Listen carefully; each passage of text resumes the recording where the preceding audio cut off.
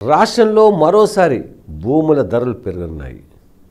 వ్యవసాయ భూములు, ఇళ్ల స్థలాలు, ఫ్లాట్లు, కమర్షియల్ వాణిజ్య సంస్థల కార్యాలయాలు, ఈ రకంగా అన్ని రకాల భూముల ధరలు పెంచాలని రాష్ట్ర ప్రభుత్వం సిద్ధమైంది. అంటే ప్రధానంగా సవరించడం.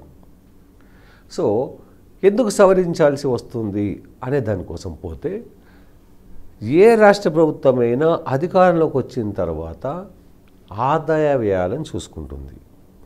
సో ప్రస్తుతం రేవంత్ రెడ్డి ప్రభుత్వం అధికారంలోకి వచ్చిన తర్వాత చూస్తే, గత ప్రభుత్వం బీఆర్ఎస్ కేసీఆర్ ప్రభుత్వం సంక్షేమ పథకాలు, డెవలప్మెంట్స్ కోసం, కాళేశ్వరం లాంటి ప్రాజెక్టుల కోసం ఉన్న భూములను అమ్మడం జరిగింది.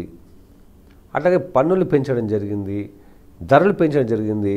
అయినప్పటికీ డబ్బులు సరిపోదని చెప్పి 7 లక్షల కోట్ల రూపాయలు అప్పులు చేయడం జరిగింది.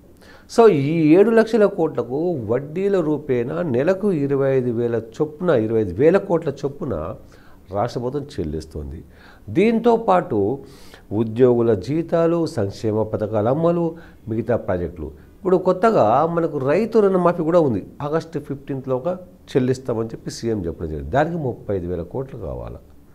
సో ఈ రకంగా ఆదాయం తక్కువ, ఖర్చులు ఎక్కువ ఉన్నాయి.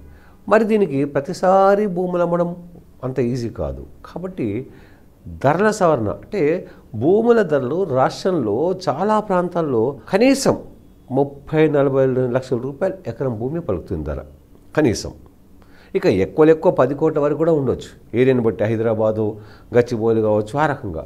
మరి 30-40 లక్షల రూపాయలు ఎకరం భూమి ఉంటే రిజిస్ట్రేషన్ ఛార్జీల వరకు వస్తే 3 లక్షలు 4 లక్షల లోపలే ఉంది. సో మరి అంత డిఫరెంట్ ఉంది కాబట్టి దాన్ని సవరించాలి.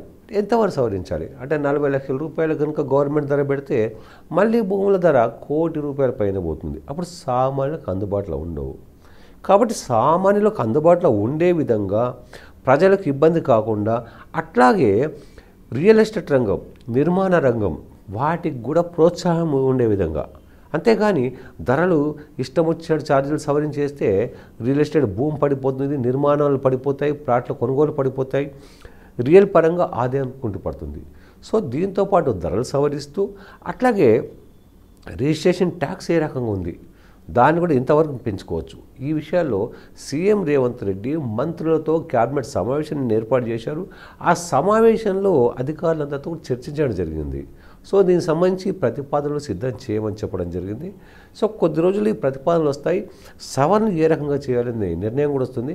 కాబట్టి అంతలోపల, అంటే భూముల ధరలు పెరిగే లోపల కొనుగోవాలనుకున్న వాళ్ళు, అంటే ల్యాండ్లు కావచ్చు, వ్యవసాయ భూములు కావచ్చు, ప్లాట్లు కావచ్చు, ముందే కొనుక్కోవడం మంచిదని చెప్పి నా సూచన.